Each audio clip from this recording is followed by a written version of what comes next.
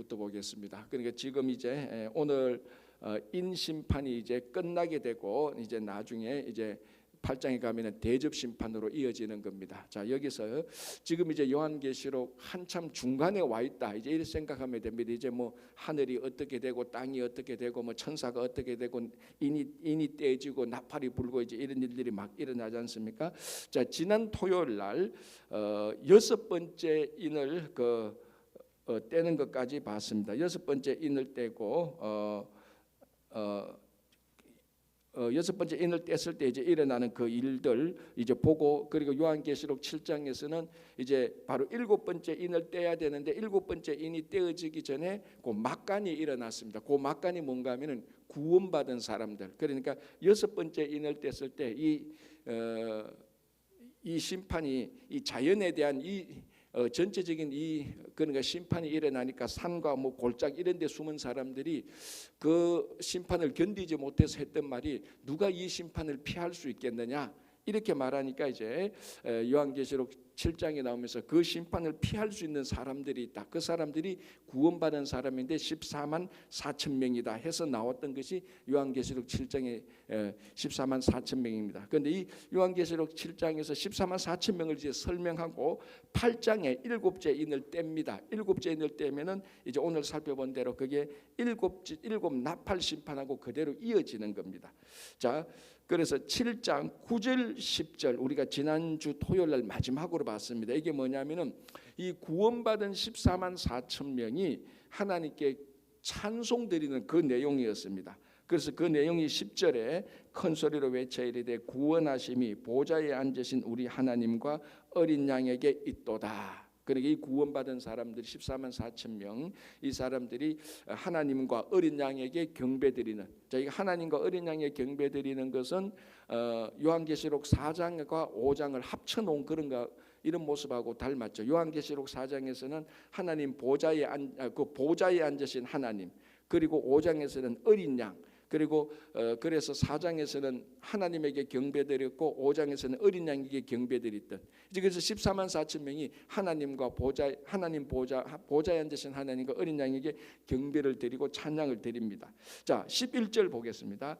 모든 천사가, 자, 9절 10절에서는 구원받은 14만 4천 명이 하나님께 찬양을 드렸고 그에 대한 응답하는 찬양으로 천사가 이번에 찬양합니다. 11절 모든 천사가 보좌와 장로들과 내 생물 주위에 서 있다가, 자, 그러니까 이 하늘 보좌가 어떤가, 이제 그 그림이 그려져 하나님 보좌가 있고 거기에 내 생물이 있고 24 장로들이 있었다 그랬습니다. 이게 요한계시록 4장 5장이죠. 그런데 그 보니까 그 가운데 서 있던 천사들이 있었습니다.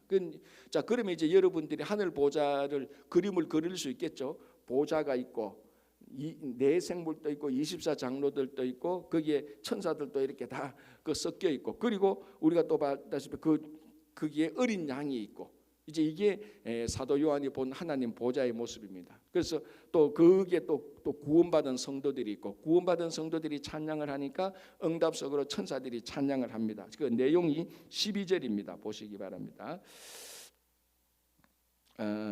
잠깐 11절을 다시 한번 볼게요. 모든 천사가 보좌와 장로들과 내 생물 주위에 서 있다가 보좌 앞에 엎드려 얼굴을 대고 하나님께 경배하여, 자, 엎드려 얼굴을 대고 경배하여, 이거는 전형적으로 로마 황제에게 경배하는 모습입니다. 황제가 나타나면 엎드려서 얼굴을 땅에 대고 경배해야 되는 겁니다. 자, 그 모습이 이제는 로마 황제에게, 세상의 어떤 사람에게 경배 드리는 것이 아니고 하나님에게 그 경배를 드리는 겁니다. 자, 천사들이 찬양하는 내용을 한번 보겠습니다. 가사를 보겠습니다. 12절 이르되 아멘. 찬송과 영광과 지혜와 감사와 존귀와 권능과 힘이 우리 하나님께 세세토록 있을지어다. 아멘. 자, 아멘으로 말하고 아멘으로 끝났는데 거기에 세세토록 하나님께 있을 게 항목이 몇 개죠? 7개죠. 7개. 자, 보십시오. 찬송, 영광, 지혜, 감사, 존귀, 권능, 힘, 이게 하나님께 있다는 겁니다. 자, 이게 원래는 제가 늘 말씀드리, 요한계시록에서 늘 말씀드리지만 이게 원래는 로마 황제에게 주어지는 찬양이에요. 황제에게 그대는 영원한 권능이 있고 힘이 있고 우리를 구원하고 그래서 우리를 찬양을 받으시고 전형적인 황제에게 드리는 그 내용을 이거는 황제가 받을 게 아니고 하나님께서 받으실 것이다라고 천사들이 이 7가지 내용을 하나님께 찬양을 합니다. 자, 5장 12절 한번 보시기 바랍니다. 앞에 있었던 5장 12절, 5장 11절 12절 볼게요. 내가 또 보고 들음에 보좌와 생물들과 장로들을 둘러선 많은 천사의 음성이 있으니. 자, 5장 12절 여기도 천사가 찬양하죠. 천사의 음성이 나타나죠. 보좌와 생물들과 장로들을 둘러선 많은 천사의 음성이니 그 수가 만만이요 천천이라 큰 음성으로 이르되 죽임을 당하신 어린 양은 능력과 부와 지혜와 힘과 존귀와 영광과 찬송을 받으시기에 합당하도다. 여기도 7개 나오죠. 이 7가지 항목이나 오늘 지금 말하는 7장 12절의 7가지 항목이 사실은 같은 거예요. 물론 단어는 좀 차이가 나겠지만 같은 내용입니다. 자, 5장 12절에서 천사들이 어린 양에게 경배를 드리면서 이 7가지가 어린 양에게 있도다라고 말을 하고 이제 7장에서는 다시 천사가 하나님께 경배드리면서 이런 7가지가 하나님께 있도다라고 경배를 드리는 겁니다. 그러니까 어떻게 보면은 같은 내용이 1절이 주어지고 2절이 주어진다 뭐 이렇게 볼 수도 있겠죠. 누가 찬양합니까? 천사들. 자, 천사들은 하나님이 어떤 분인가를 가장 잘 아는 존재들입니다. 이 존재들이 하나님께 이런 7가지를 우리가 하나님께 올려드려야 된다라고 경배를 하는 겁니다. 자, 그러니 13절 장로 중 하나가 24장로들 가운데 그 장로 중 하나가 응답하여 나에게 이르되 이 흰옷 입은 자들이 누구며 또 어디서 왔느냐. 자, 14만 4천 명의 그 복장이 어땠죠? 흰옷을 입었다 그랬지 않습니까? 그래서 이 흰옷은 전형적인 우리 요한계시록은 전형적인 의미, 순결과 승리. 그 14만 4천 명은 세상으로부터 정결한 사람들이었고 그들이 이 세상에서 승리한 사람들이었다라고 말씀하셨죠. 이 사람들이 이제 24장로가 가만히 보니까 그 지금까지는 하늘 보좌에서 뭡니까? 하늘 보좌가 있었고 어린 양이 있었고 천사들이 있었고 24장로들이 있고 내생물이 있었는데 갑자기 구원받은 14만 4천 명이 확 올라오거든요. 그리고 24장로들 중 그 장로 중 한 사람, 이 사람들이 누구지? 갑자기 이 사람들이 왜 올라와? 이 사람들은 누구냐? 흰옷 입은 사람들은 누구냐라고 묻는 겁니다. 자, 그러니 14절에 내가 말하기를 내가 누굽니까?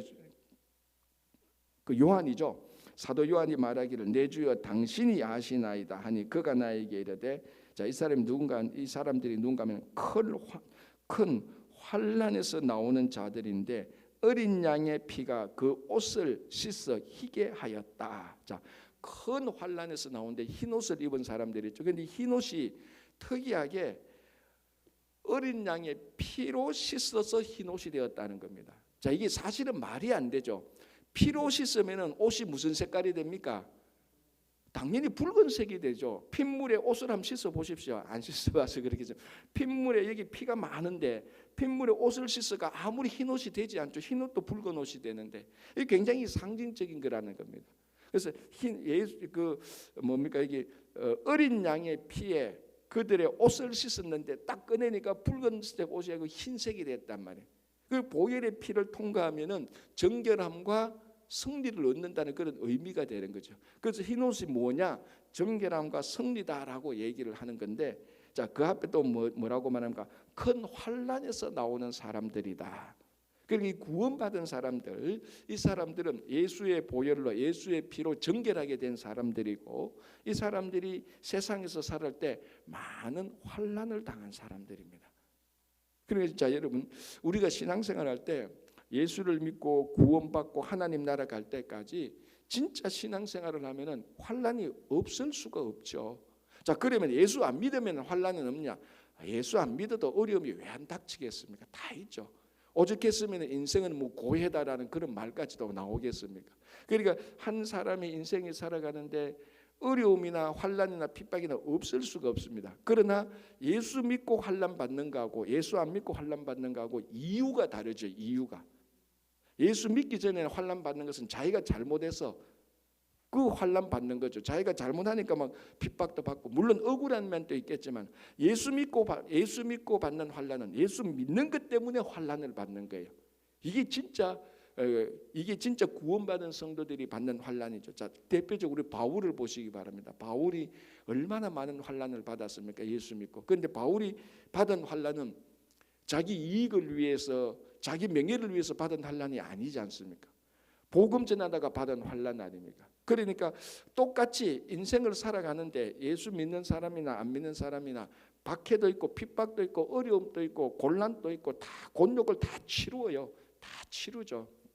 그러나 예수를 믿고 나면은 곤욕을 치르는 원인이 완전히 달라지는 겁니다. 예수 믿고 이제 곤욕을 치는 것은 내 탐욕과 내 욕심과 내 명예를 얻기 위해서 하는 게 아니고 주님의 일을 하다가 받는 환난입니다. 이거는 진짜 가치가 있는 것이죠. 이게 이제 이게 이제 사도 바울이 만난 예수의 흔적이 내게 있다라고 말했던 그 흔적입니다. 그런데 예수 안 믿는 사람들이 받는 그 환난은 자기가 잘못해서 자기가 자기 이익을 얻으려고 하다가 자기 출세하려고 하다가 다른 사람 해치려고 하다가 환난을 받는 거죠. 그 환난하고는 완전히 다른 겁니다. 그래서 여기서 흰 옷 입은 구원받은 14만 4천 명이 누구냐 하니까 그 사람들은 복음을 전하다가 또는 주님의 일을 하다가 받은 환난을 받은 사람들이요. 그리고 예수의 보혈로 승리한 사람들이고 정결하게 된 사람들입니다라고 바로 성도가 누군가를 딱 알려주는 거죠. 그죠? 자, 다시 한번 14절 보겠습니다. 내가 말하기를 내 주여 당신이 아시나이다 하니 그가 나에게 이르되 이는 큰 환난에서 나오는 자들인데 어린 양의 피에 그 옷을 씻어 희게 하였느니라. 그러므로 그들이 하나님의 보좌 앞에 있고, 자 15절, 16절, 17절에는 이 14만 4천 명 구원받은 사람들이 얻게 되는 7가지 축복이 또 나오는 겁니다. 보면은 자 15절, 그러므로 그들이 하나님의 보좌 앞에 있고, 구원받은 이 사람이 하나님의 보좌 앞에 있고, 자 어디에 있습니까? 위치가 너무너무 중요하죠. 우리가 살아가는데 삶에 너가 어디에 있느냐, 이게 굉장히 중요하죠. 이 사람들이 어디 있습니까? 하나님 보좌 앞에 있습니다. 세상의 보좌 앞에 있는 것이 아니고 세상의 명예와 권력자 앞에 있는 것이 아니고 하나님의 보좌 앞에 있고, 첫 번째. 두 번째 뭡니까? 그의 성전에서 밤낮 하나님을 섬김에, 주야로 성전에서 하나님을 섬기는 겁니다. 자, 이게 복이 아니겠습니까? 이게 우리 성도들의 복입니다. 그죠? 세상 사람들은 세상을 섬기고 명예와 권력을 섬기지만 예수 믿는 사람들에게 제일 큰 복이 뭡니까? 그저 주야로 하나님을 섬기는 것 아닙니까? 이게 이제 복이라는 것이 마음에 들어오는 사람이 이제 참된 신앙을 가진 사람이죠. 이게 마음에 밤낮 하나님을 섬긴다. 야, 그거 진짜 내 평생 그래 살았으면 좋겠다라는 그런 마음에 간절함이 있는 사람이 성도입니다.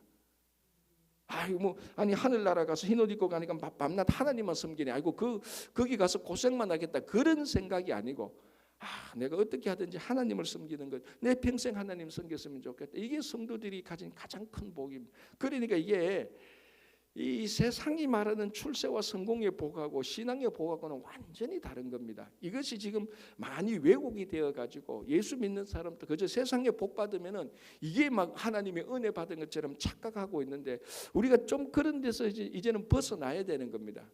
진짜 신앙의 복은 그저 하나님 섬기는 겁니다. 그저 하나님 섬기는, 그게 좋은 겁니다. 그러다 보면 하나님께서 필요하면은 하나님 섬기는데 필요하면 물질도 줄 수도 있고 권력도 줄 수 있는 겁니다. 그때 받는 물질과 권력을 우리가 남용하지 않는 거예요. 그게 요셉이 그랬고 다니엘이 그랬고 에스더가 다 그랬습니다. 그렇게 이 사람들에게 물질을 주고 권력을 줘도 남용하지 않을 정도가 되니까 하나님께서 그만큼 높이 올리는 겁니다. 그렇죠? 자, 세 번째 보겠습니다. 보좌에 앉으시니가 그들 위에 장막을 치시리니.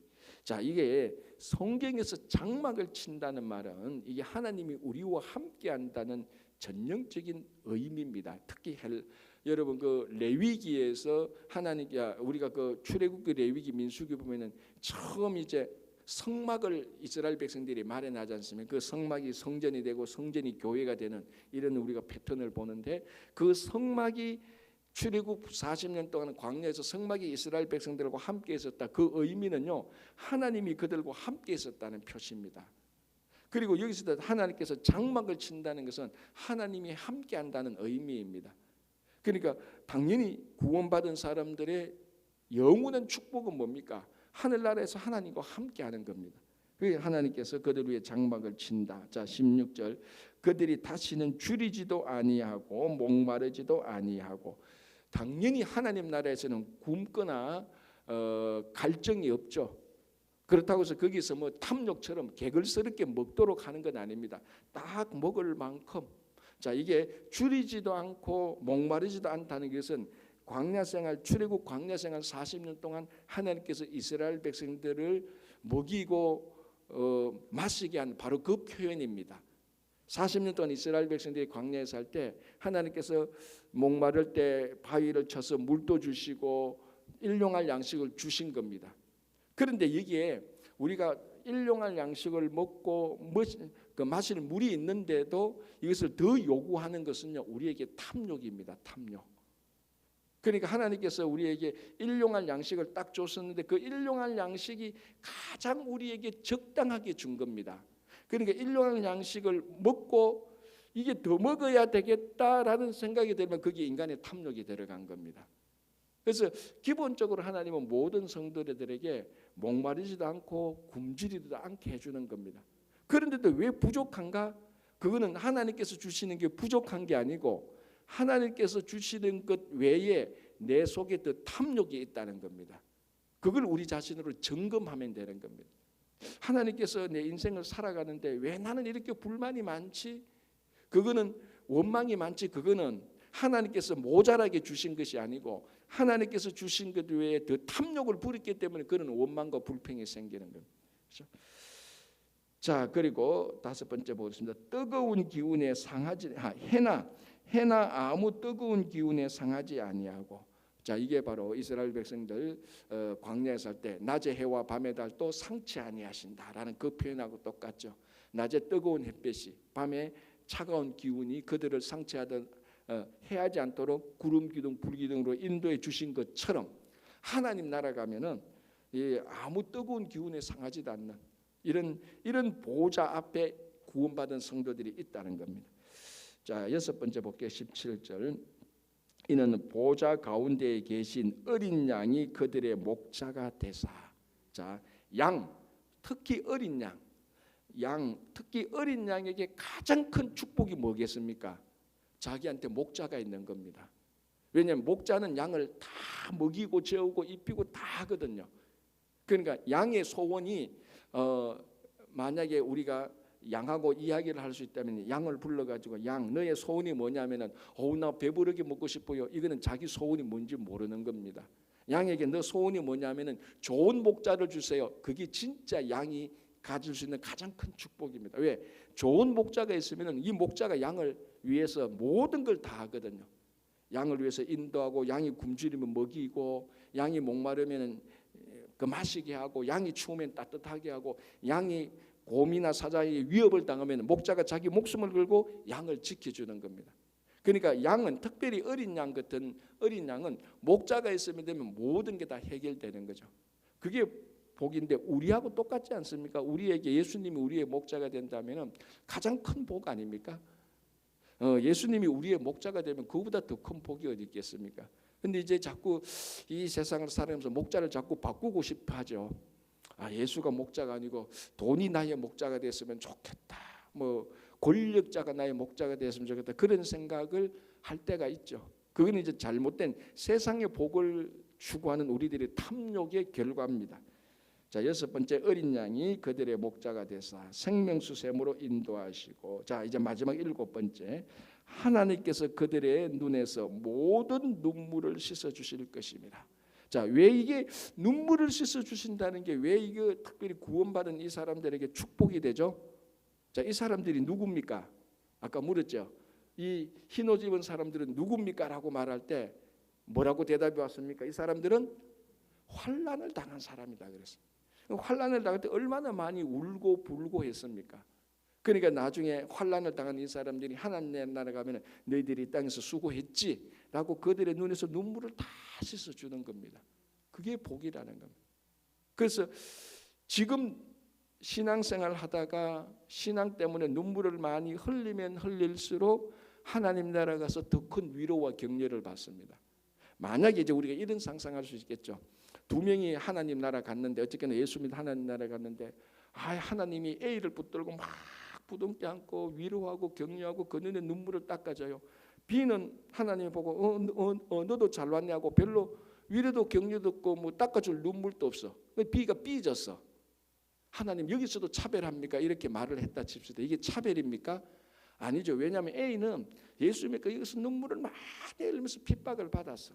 근데 B는 예수는 믿었는데 뭐 환난 핍박도 안 당해. 환난 오면 매일 뺀질하게 도망만 다니고 예수는 믿었는데. 그래서 이 A와 B가 하나님 나라 왔는데, 당연히 하나님은 이 땅에서 눈물을 많이 그 사람을 위로하고 격려하고 눈물을 닦아주는 거죠. 그런데 B가 나는 왜 눈물 안 닦아줘요? 그러면 하나님이 뭐라고 말합니까? 닦을 게 있어야 닦지. 그렇게 말한 거와 똑같습니다. 그래서 이 7번째 축복이 뭡니까? 눈에서 모든 눈물을 씻어 주실 것이다. 그런데 축복을 받기 위해서 하나님께서 씻겨줄 눈물을 있어야 되는 거지 우리가. 그게 환난이죠, 그죠? 자, 이렇게 해서 6번째 인이 떼어지고 이제 7번째 인을 떼려고 하는데 14만 4천 명이 나타났습니다. 이제 이 사람들이 하나님께 찬양하고 천사들이 찬양하고, 이 사람들은 각 12지파에서 또 그 12,000명씩 나온 사람들 이렇게 설명을 다 했습니다. 자, 이제 뭐 해야 됩니까? 이제 7번째 인을 떼야 되죠. 안 뗐던. 자, 8장 1절 2절 보겠습니다. 7째 인을 떼실 때에 하늘이 반시간쯤 고요하더니, 자, 여기서 이제 반시간으로 30분으로 보면 안 됩니다. 이제 우리가 성경을 보는 가장 근본적으로 이게 뭐 성경은 글자 그대로만 봐야 된다, 다른 걸 갖다 붙여서는 안 된다, 그렇게 성경을 보면은 그게 이단이 되는 겁니다. 시편은 시고 요한계시록은 상징이 굉장히 있습니다. 반시간쯤 고요했다. 반시간이 30분이 아니고 어쨌거나 어느 일정한 시간이 고요했다는 겁니다. 물론 굳이 따지자면 이 반시간은 하나님의 시간일 수도 있죠. 어쨌거나 반시간쯤 7번째 인을 뗄 때쯤 돼서 조용합니다. 자, 우리가 드라마를 보면 갑자기 막 복잡한 일이 있다 갑자기 조용합니다. 그러면 뭘 기대합니까? 이 조용한다면 무슨 일이 생기지? 갑자기 왜 조용해? 그럼 다음에 무슨 일이 생기지? 막 기대와 때로는 뭐랍니까? 좀 약간의 뭔가 두려움도 좀 있죠. 조용하면은. 왜냐하면은 인간이 이게 차분하지 못한 사람은 조용하면은 불안해요. 이게 마음속에 하나님의 평화가 없는 사람은 뭔가 고요하면 되게 불안하다니까요. 야, 이거 이렇게 조용해도 돼? 우리들 좀 그렇잖아요. 하도 우리가 바쁘고 피곤하고 힘들게 사니까 조용하면은 오히려 더 불안해지는 거예요. 이런 마음도 있고, 어쨌든 조용해지니까 그 다음에 무슨 일이 일어날까에 대한 기대감이 생깁니다. 아주 극적인 요소가 있죠. 자, 7째 인을 떼실 때 하늘이 반시간쯤 고요하더니, 자, 그 다음에 2절, 내가 보매 하나님 앞에 7 천사가 있어 7 나팔을 받더라. 자, 7번째 인을 뗐는데, 자, 6번째 인 뗄 때까지 많은 심판이 있었지 않습니까? 자, 그럼 7번째 인은 무슨 심판이 나타났을까? 기대하는데 고요하게 있는 거예요. 와, 이 도대체 무슨 심판이 나타날까 하는데 7 천사가 확 나타납니다. 7 천사가 각각 한 명이 나팔을 하나씩 들고 일어나는 거죠. 2절, 내가 보매 하나님 앞에 7 천사가 서 있고 7 나팔을 받았더라. 자, 7 천사가 7 나팔을 받았는데 또 다른 천사 8번째 천사가 나타납니다. 3절 또 다른 천사가 와서 제단 곁에 서서 금향로를 가지고 많은 향을 받았으니, 이 다른 8번째 천사는 금향로를 가지고 나타나는 겁니다. 여기 향이 가득 찼습니다. 3절 다시, 또 다른 천사가 와서 제단 곁에 서서 금향로를 가지고 많은 향을 받았으니 이는 모든 성도의 기도와 합하여 보좌 앞 금제단에 드리고자 함이라. 자, 정확히 보면요, 8번째 천사가 죄송합니다. 금향로를 가져왔는데 이 향로하고 뭐하고 같이 섞여 있어요? 성도들의 기도하고 같이 섞여 있습니다. 그러니까 향하고 기도하고 같이 섞여 있어요. 자, 이거를 이제 드리려고 하는 겁니다.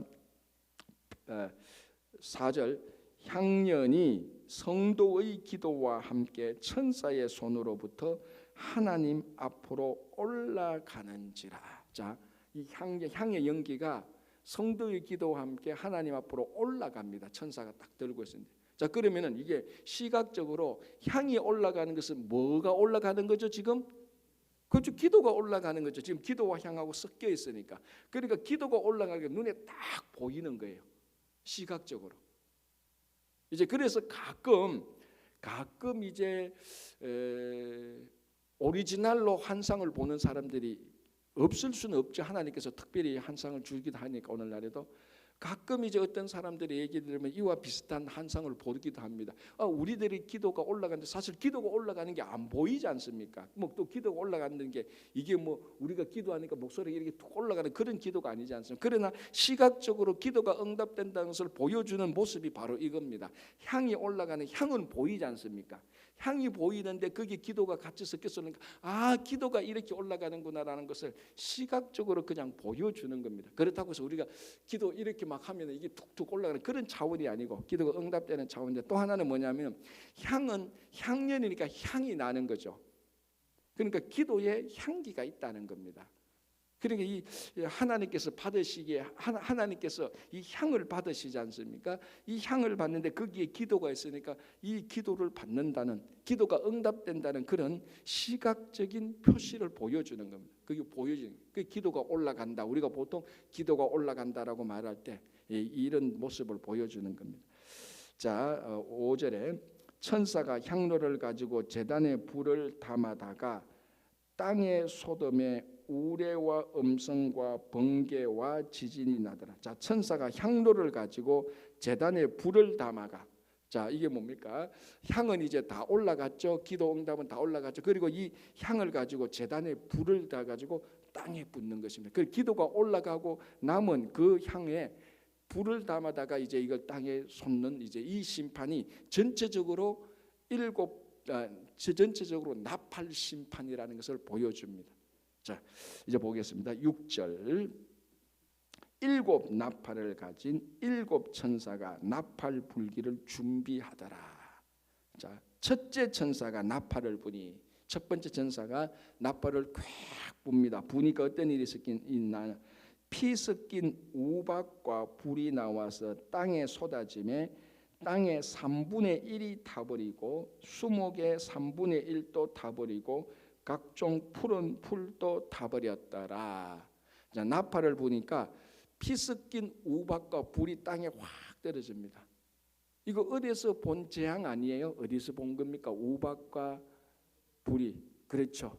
아주 특별하게 보십시오. 우박과 불은 같이 할 수 없는 겁니다. 우박하고 불이 같이 있을 수 없죠. 그 불하고 물하고 같이 있는 거니까. 그런데 특별하게 출애굽할 때 7번째 재앙은요, 우박하고 불이 같이 내려와요. 이거는요, 창조주만 내릴 수 있는 재앙이에요. 자, 여러분, 일반적으로 자연 현상으로는 불과 우박이 같이 있을 수가 없습니다. 그러나 창조주만, 이 천지를 창조하신 창조주만 불과 물을 같이 섞어서 낼 수 있는 거예요. 그래서 애굽에서는 이게 출애굽 재앙하고 같은 건데, 애굽에서는 어떻게 생각했는가 하면 불신과 우박신이 동시에 내려온다 이렇게 생각을 했을 거라고, 그 사람들. 왜냐하면 다신론이 있으니까. 비가 오면 비신이 비를 내려주는 것이고, 그리고 하늘에서 불이 내리면 불신이 내려주는 거예요.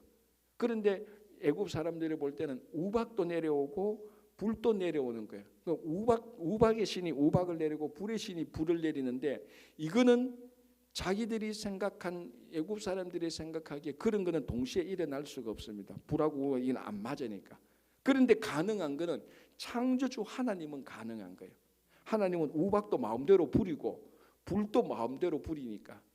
그러니까 이 재앙 7번째 첫 번째 나팔의 이 땅에 오는 우박과 불의 재앙은 출애굽 때 7번째 재앙하고 똑같은데, 이것은 다시 말하자면 오직 하나님만 내릴 수 있는 재앙입니다. 불과 우박을 같이 내릴 수 있는 것은. 자, 그러니 땅에 쏟아지니 어떻게 됩니까? 3분의 1이 타버렸습니다. 우리 인 심판 때는 얼마가 심판을 받았죠? 역시 숫자에는 약하시네. 4분의 1이 째졌습니까? 7번째 4분의 1이 심판을 받았습니다. 그런데 이번에는 3분의 1 뭡니까? 점점 더 세지죠. 점점 더 넓어지죠. 3분의 1이 그러니까 첫 번째, 두 번째, 세 번째, 네 번째 나팔 심판은 전부 다 지구상의 3분의 1이 재앙을 당하게 되는 거예요. 4분의 1에서 3분의 1. 그리고 또 무식하게 분수를 모르고 4에서 3이니까 더 줄어든다. 그래서 말씀하시면 안 됩니다. 3분의 1이 4분의 1보다 큽니다. 이제 옛날에 산수한 적이 하도 오래돼 가지고 자 그러니까 3분의 1이 땅의 3분의 1이 피해를 보는 겁니다. 땅이 피해를 본다는 것을 보니까 수목, 풀 다 타버리는 겁니다. 자 두 번째 천사가 나팔을 봅니다. 두 번째 천사가 나팔을 보니 불붙는 큰 산과 같은 것이 바다에 던져지매 바다의 3분의 1이 피가 되고 바다 가운데 생명 가진 피조물의 3분의 1이 죽고 배들의 3분의 1이 깨지더라. 자, 첫 번째 나팔은 땅에 재앙이 왔습니다. 두 번째 재앙은 어디에 오죠? 바다에 오죠.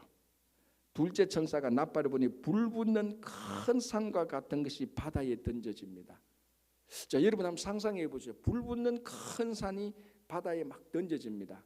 이거 어디서 많이 본 것 같지 않아요? 어디서 많이 봤습니까?